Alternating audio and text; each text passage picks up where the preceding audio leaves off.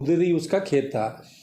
शाम के समय शौच जाने के समय इनको जो शौच, देखिए 6 तारीख की ये घटना है। पुलिस को सूचना मिली थी कि हरचंदपुरा जो गांव है वहाँ पे एक लाश दबी हुई पड़ी हुई है ज़मीन में।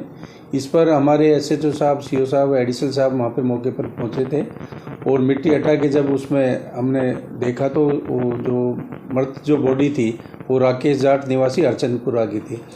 प्रथम दृष्टया शरीर पर काफ़ी चोट के निशान थे। उस आधार पर हमने उनकी रिपोर्ट पर हत्या का मुकदमा दर्ज करके इसमें अनुसंधान चालू किया, क्योंकि मामला ब्लाइंड मर्डर का था और बड़ा गंभीर था। शरीर पर काफ़ी चोट के निशान थे, चेहरे पर, गले पर, वहाँ पे। और इसको चैलेंज के रूप में हमने इसको लिया है। अलग अलग हमने टीमें गठित की और टीमों ने लगातार प्रयास करते हुए कल इसका रात्रि को हमने एक संदिग्ध जो था, हमें इनपुट जो मिला था उसके आधार पर हमने चंद्रशेखर प्रजापति है जो कि हरचंदपुरा का ही है, वहीं का निवासी है, उसको दस्तयाब करके जब हमने गहनता से पूछताछ की तो ये इस मर्डर का खुलासा हुआ है। इसका जो प्रारंभिक जो इनिशियल जो जिस तरह की बात आई थी, ये जो चंद्रशेखर और शेखर है ये वहीं पे बीएसएफ पर उसमें कांस्टेबल की भर्ती के लिए ये वहाँ पर रोज़ दौड़ के लिए जाता था और उधर ही उसका खेत था। शाम के समय शौच जाने के समय इनको जो शौच जाते हैं वहाँ पर जो पानी भरा हुआ है वहीं पे एक बोतल पड़ी थी, इसकी जो मृतक थी राकेश की, उसको एक्यूज्ड ने जो चंद्रशेखर है इसने पानी ले भर के जब शौच जाने लगा तो इसको राकेश ने टोका कि आपने मेरी बोतल कैसे ली। इस बोतल के कारण ही इन दोनों की आपस में बहसबाजी हुई। बहसबाजी होने पर राकेश जो मृतक था उसने इसके बियर की बोतल की पीछे से मारी तो इसके पीछे चोट लगी। इसी को लेकर इसको आपस में गुस्सा आया और इसने जैसे ही राकेश बोतल लेके शौच के लिए जाने लगा तो पीछे से अचानक उसका गला पकड़ के हाथ से और नीचे पटक दिया और इसके पास एक छोटा चाकू था, उससे ताबड़तोड़ शरीर और गले पर इसने हमला करके उसकी मृत्यु कारित की है। मृत्यु कारित करने के बाद में इस बॉडी को थोड़ी घसीट के 50-1 फीट जो वहाँ पे जो कूचे वगैरह जो नदी में है वहाँ पे डाल दिया।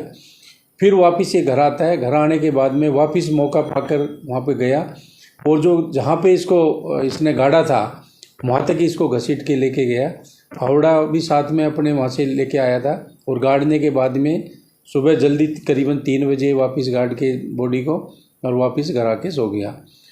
जो ब्लड जो कपड़े हुए थे उनको भी इसने वहाँ पे धोए थे और उसके बाद में इसकी प्रेमिका थी जो आंधी से थी इन्हीं के समाज की, उसको लेकर वहाँ पे फरार हो गया था।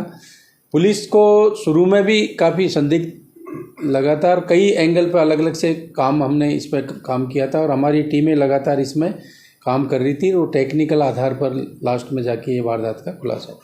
सर, पुलिस के ऊपर लगातार सवाल उठ रहे थे, परिजनों पे दबाव पुलिस बना रही थी, उस आरोपी तक कैसे पहुंच पाया? देखिए, पुलिस हर एंगल पे काम करती है। पुलिस क्योंकि ये कम्प्लीटली ब्लाइंड मर्डर था, इसके पीछे कोई मोटिव नहीं था, न तो कोई लूट का था, न कोई प्रेम प्रसंग का था, न कोई प्रॉपर्टी का था। तो ये हमारे लिए चैलेंजिंग था। मृतक राकेश था, न किसी तरह के कोई इलेक्ट्रॉनिक्स आइटम जैसे मोबाइल वगैरह भी नहीं रखता था और उसकी दिनचर्या थी, नहीं उसकी किसी से रंजिश थी। तो इसको लेकर पुलिस के लिए और भी चैलेंज इसमें सामने आ जाता है। हमने अलग अलग एंगल से जो आसपास के थे उनसे सारे वहाँ पर सीसीटीवी फुटेज 1-2 कैमरे हमें मिले थे। आसपास जो लोग वहाँ पे आते जाते हैं उन लोगों से भी हमें इनपुट मिला था। कुछ जो इनके परिजन थे उनकी बातों में भी हमें कुछ संदिग्धता नजर आई थी, उसको भी हमने सख्ती से उनसे भी पूछताछ करके, क्योंकि पुलिस हर एंगल पे काम करती है और इसी कड़ी से कड़ी जोड़ते हुए हमारे एडिशनल एसपी साहब, हमारे सीओ साहब और एसएचओ साहब और इनकी टीम ने लगातार दिन रात मेहनत करके इस ब्लाइंड मर्डर को खोलने में कामयाबी हासिल की है। जो आरोपी पकड़ा गया है पूर्णतः से बयानबाजी से संतुष्ट है? नहीं, बिल्कुल। इसने काफ़ी इसके आप देखिए, ये इतना शातिर है कि इसके जब इसने उसको चाकू से गोदा तो उसने जो मृतक है राकेश ने इसके हाथ को चबा लिया था। इसके हाथ में चोट लग गई थी, चाकू से जब इसने मारा तो इसके खुद के भी कट लग गया। उसको छुपाने के लिए इसने गरम तेल बॉईल किया उसमें भगोने में और अपने हाथ उसमें डाल दिए, ताकि जो वो कट का निशान है, जो इसके जो चोट के निशान है, पुलिस जब भी इसको डिटेन करेगी ताकि वो चोटों को छुपा सके। तो इस तरह का ये सारी कड़ी से कड़ी जोड़ते हुए हमने इसको आज गिरफ्तार किया है। लेकिन सर, एक बोतल के लिए झगड़ा हुआ, उसके हाथ में चाकू भी था, फावड़ा लेके आया, कहीं ना कहीं लगता है प्री प्लान था या इस्तेमाल में? नहीं, ये सडन इसका ये कहना था। जब हमने इससे सारी गहनता से पूछताछ की तो इसका ये कहना था कि जैसे ही इसने वो बोतल उठाई तो उसने कहा कि उसने इसके साथ में गाली गलौज की, इसके साथ में धक्का मुक्की की।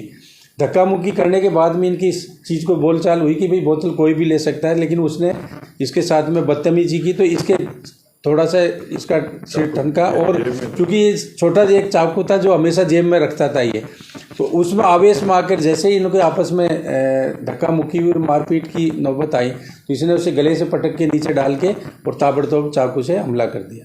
आरोपी को पकड़ा गया, उससे पहले भी आपराधिक रिकॉर्ड है कुछ? नहीं, अभी तक इस तरह का कोई आपराधिक रिकॉर्ड नहीं है।